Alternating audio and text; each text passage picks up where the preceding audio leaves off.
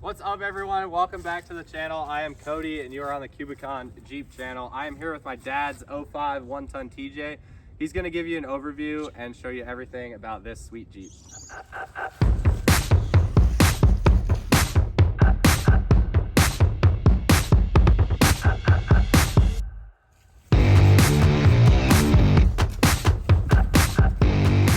This is my dad, Corey. He is the reason that I am into Jeeps. I have grown up around a ton of Jeeps because of him, and this is his 05 TJ.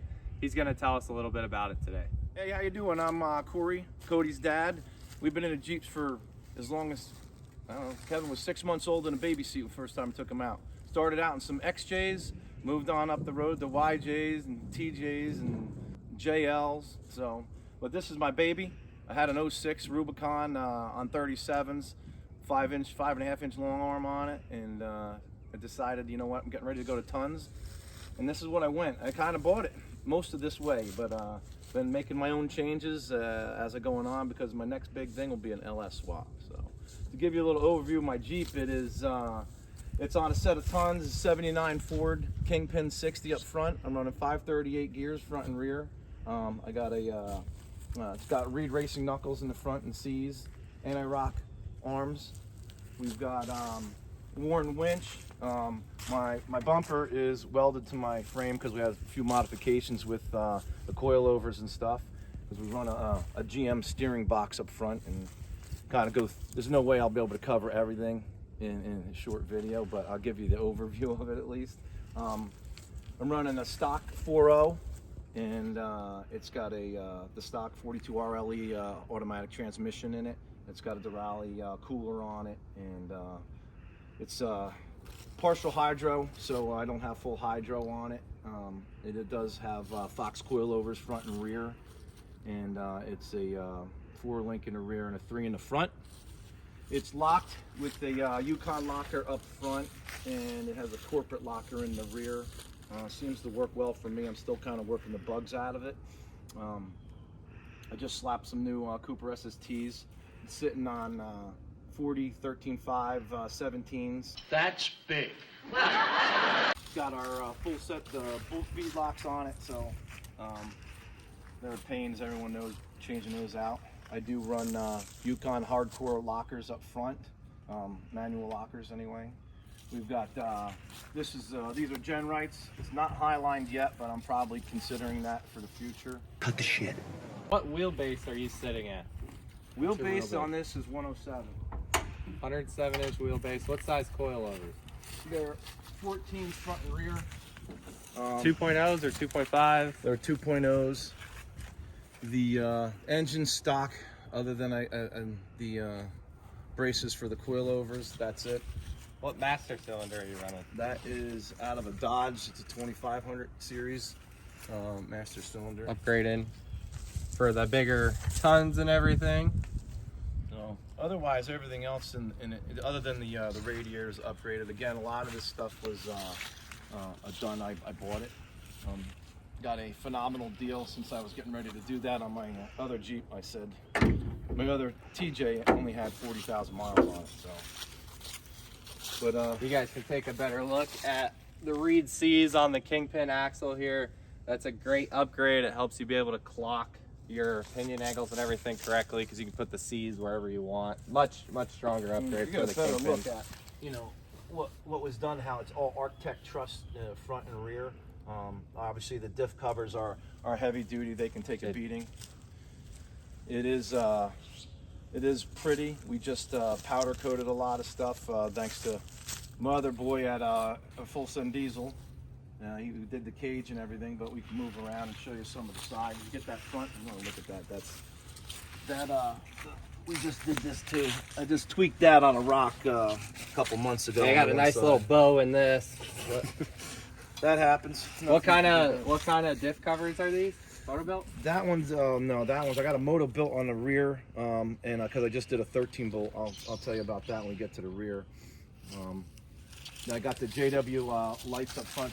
They're very bright, and you can configure them with an app. They're neat.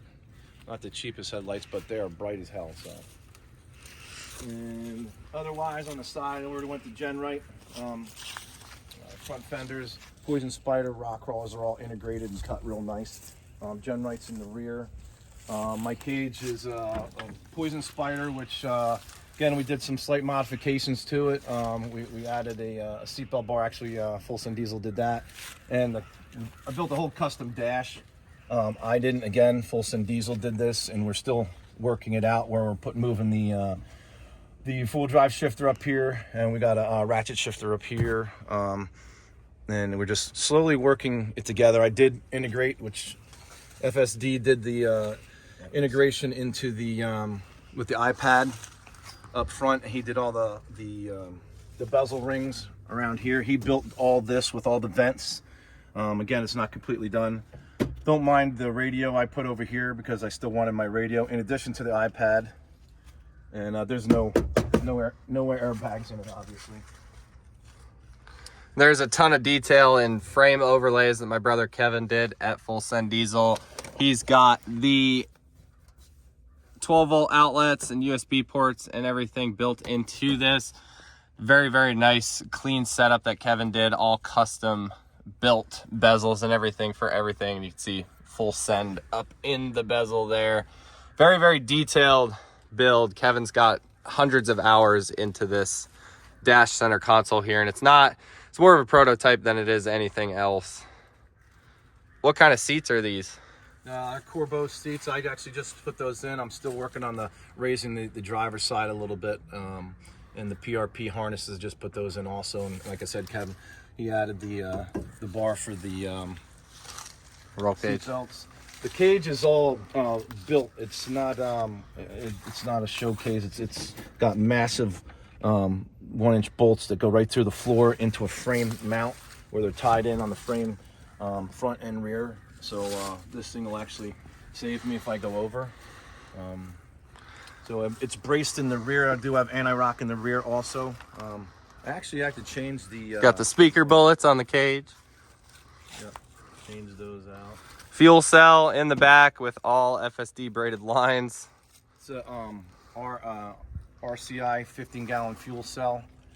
It is, if you look at the back, it's a moto-built back half.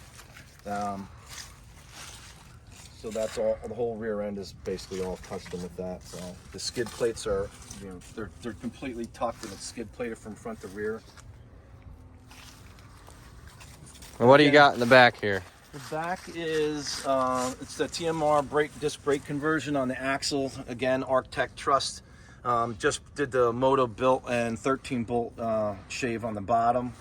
The axles are actually shortened, so my width is 83 in the front and 81 in the rear, width-wise on the axles. The tubes have actually been cut, and that's when the TMRs were added. So obviously. And what kind of bump stops? Modified. Bump stops are Pro Comp bump stops. I've got one that's blown out. I got to replace that, but it's a very functioning Jeep. Works really well. It seems to be very dependable.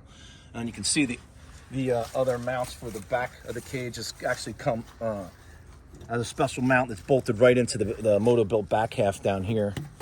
So that's beefy setup. Yeah, it's definitely pretty beefy. How'd you get the license plate mounted there? That's also moto built. Like moto built stuff. I'm still up in the air whether I like that mount yet, but that's for a JL, isn't it? I don't know if it's universal, but that's specific for the TJ. Fit right in, but I'm not sure if I'm fond of that yet, so it doesn't look exactly the way I like it. So it's a work in progress. We're always working on it. Obviously, it's got a custom-made drive shaft front and rear, although the front drive shaft is out because I'm still working on the linkage for the four-wheel drive. We got the old SEMA four-wheel drive in the front here right now. Yeah, it's pretty much there. Other than that, it's got a 1-inch motor mount lifts, and fully skid plated. So she's a runner. She goes well. Definitely has some sounds good, rides well. I haven't had it out much this year because I'm still working on it. I turned it on. I think my iPad's dead, but the iPad is actually integrated with one of the OBD links, so I read all my gauges right off my iPad. So I've got my RPMs up there, oil pressure, fuel pressure. My gauge is off because of the fuel cell, but because I have the factory TJ of sending unit in the back.